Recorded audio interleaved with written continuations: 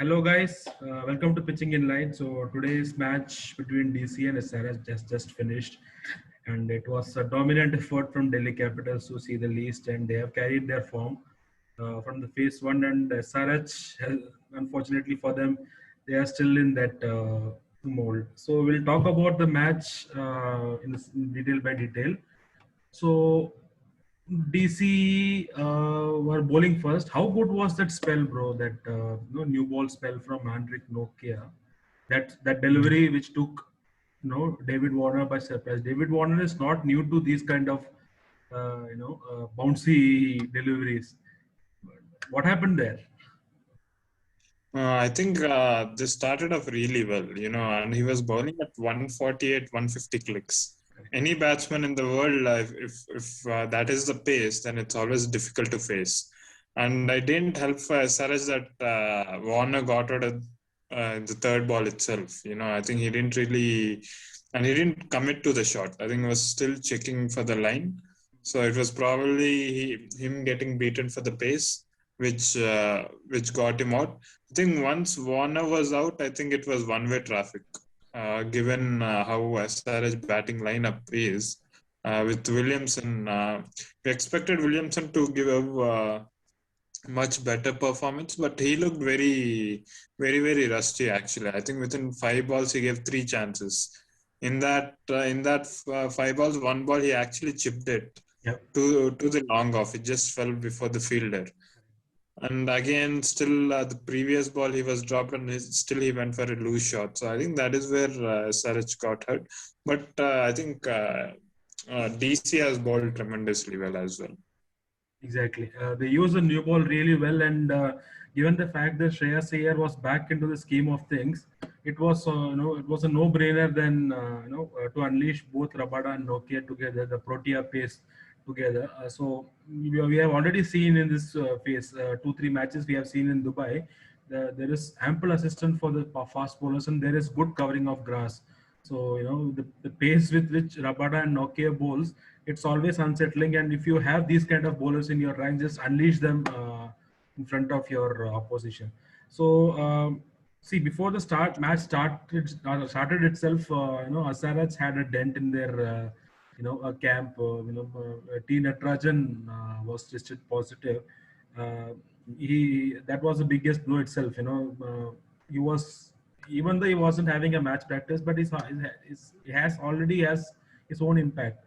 And due to his close contact, even Vijay Shankar was isolated. So they were without these first choice players.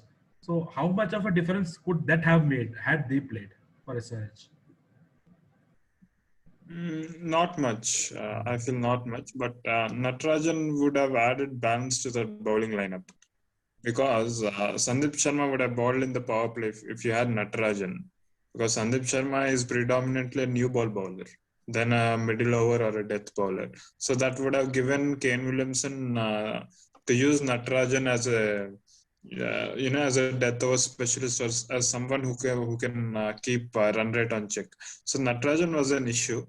But I feel overally like SRH, from the past 2 years, they have been going through a lot of injuries. You have one player, another player having injuries, so some now they don't have Bairstow with them. So I think the whole balance is somewhat quite questionable, and it doesn't help the fact that it's already midway through the tournament. They can't afford to try and test what is their best combination. So talking about Delhi Capitals, we know Rabada and Nokia bowled really well at the top. What about Akshar Patel, man? He has been carrying some extraordinary confidence with him.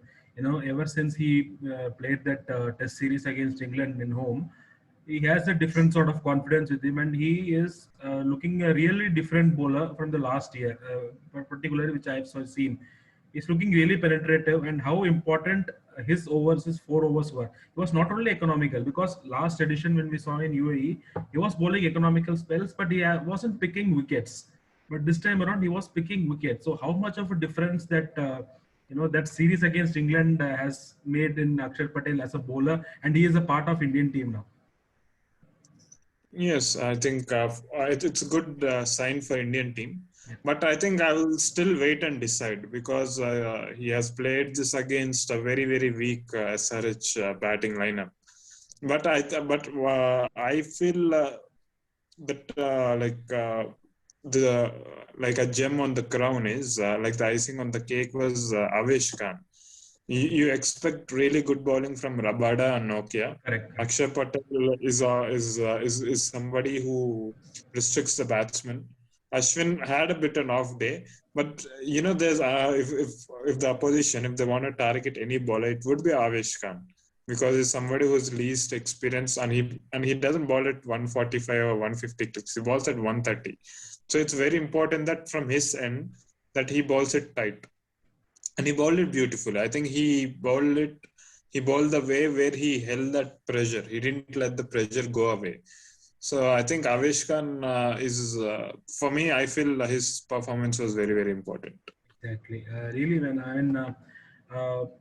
even Avesh Khan was a part of touring party to England, but unfortunately got injured. So as far as DC is concerned, I think they have ticked all the boxes and they are on course to finish top two comfortably. At least what I'm seeing currently in the points table. Talking about SRH, what do they have now going forward in this tournament? Not much of things left for them, and the scope of qualification also becoming slimmer day by day. So, what do they play for now? I mean, I don't say SRH qualifying now. I wouldn't even say slimmer of chances also, because considering how the table is, you have two teams who are dominating it completely. Who are, like they are almost in. One team is with 6 wins and another team with 7 wins, and you have Mumbai and RCB at third and fourth positions, and you have to also understand that all these teams are going to play matches against each other as well. So seeing SRH, it is very difficult, and especially with the form that they are in. And the most important thing to note over here is I feel the attitude of the players, especially when they got Shikhar Dhawan out. Rashid Khan, usually he goes on a celebratory run, but they were very calm. As if the match was lost, you could see that in the body language. I mean, we don't know. It could be due to that COVID cases and all that confusion which has happened right before the match. It could be due to that also. We can't really say it. But no, but I felt that body language was something which was slightly off. And I'm going to ask you one more question is what do you think about the selections of SRH team going forward? Okay, as in now you have players like Jason Rutherford in the team. And the batting has been the biggest issue for SRH this season. They hardly are able to post a total, or they hardly are able to chase a total. And the most important thing to have in that batting lineup is match winners. You can have a better batsman. I think a good batsman can play 20 overs. They can, right? If you see in that lineup, there are hardly any match winners. You have David Warner and Williamson as match winners. Saha is not a match winner. As in, if he plays or not, the team will definitely win. They are not these players who will play for 10, 15 overs, where they'll turn the match. Game changes. And then you have Abdul Samad is not a match winner. He's not this game changer. Kedar Jadhav is way past his prime. And you have Jason Holder. Yeah, he's an international star, but he's not, as a batsman, he's not a match winner. He could probably come in and play a role.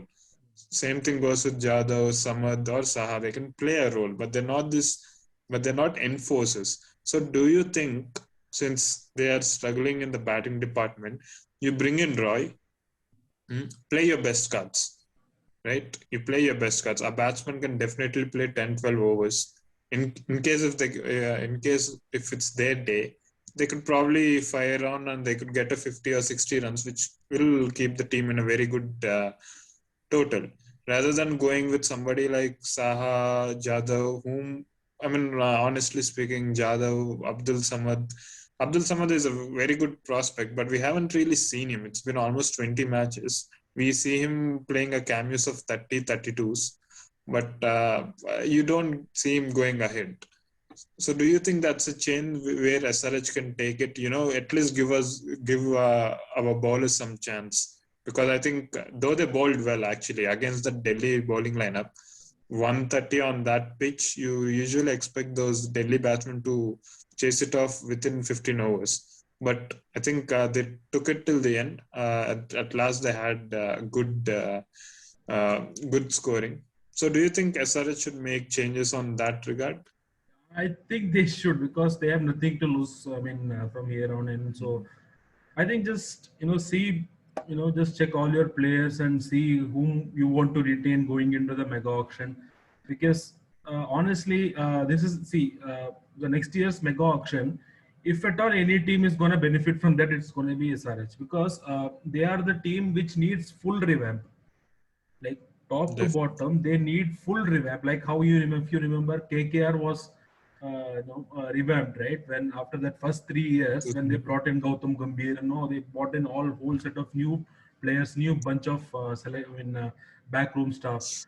So I think that Yes. is the approach which they need. And honestly, when we see the auction table, SRH lacks that killer instinct there itself. They lose their tournament there itself. That is the thing, because they need to show some intent. They need to go after the players. They have to, pick good domestic Indian players. See, you can get a lot of international stars, but it is the domestic core which makes the team a strength. If you look at the Yes. team like Mumbai Indians, Delhi Capital, CSK, right? They have the good core Indian players. So that's what SRH Mhm. needs. So I think just unleash your cards, whatever is available in your tank. Just go and see what happens, and play a play a role of party poopers. That's the least which they can do from here on. Yeah, I think that should be the plan. Go and express yourself. Play a good brand of cricket. At the end of the day, as fans, as audience, you want to see a good match. You want to see a competitive sport. You want to see a very good quality of cricket. You don't want to have a run over a match. You would like to see something. I think at least SRH should do that. I think they have plenty of issues. The problem is, you see their best playing 11, and you wonder, and those are the players whom I don't think so anyone will really pick up in their own teams, like Kedar Jadhav or Manish Pandey also. Manish Pandey has been a really nice player for KK, but for SRH, he has been completely disappointing. And again, he is also not a match winner for SRH. He could probably come and play that role, but not a match winner. So I think they have to work with whatever they have. They're in a very, very tough spot. But I would just say enjoy the sport. And like you said, just play party poopers. That should be there. And coming to Delhi, Yeah. I feel Delhi had a perfect match. Yeah. If from first leg to second leg, if there's any team which has become stronger, that is Delhi, with Nokia and Shreyas Iyer coming in, and Shreyas Iyer playing that knock was very, very Very important. important. Yes. And yes, I do understand the score wasn't much. It wasn't like high pressure chasing match, but still I think it was important for Iyer to spend some time in the middle, and I think that's exactly what he has done, and it augurs well for Delhi going ahead. Yeah, exactly. I mean, they have now 14 points from 9 games. Now all they need to do is to just take game by game and try to finish in the top two. That's what their intention and their goal will be. So that's it, guys. That was our take on today's match between DC and SRH. We will meet you in the next video. Until then, tata, bye bye.